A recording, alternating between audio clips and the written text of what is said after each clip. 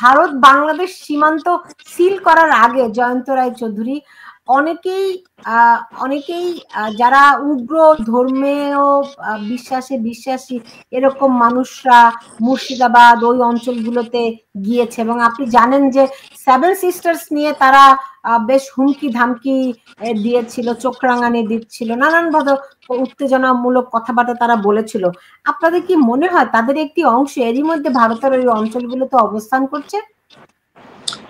ও করতে পারে, সেটা একটা ভয় সবসময় থাকে, এবং সেটা নিয়ে নিশ্চয়ই আমাদের ইন্টেলিজেন্স ব্যুরো এবং স্টেট ইন্টেলিজেন্স ব্যুরোগুলো এটা নিয়ে গবেষণা করছে।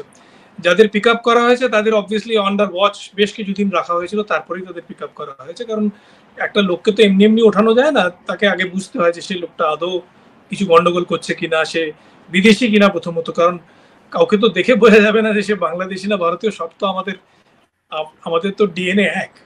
তো সেই জন্য যে যাই বলুক, তো সেইভাবে বোঝা যায় না।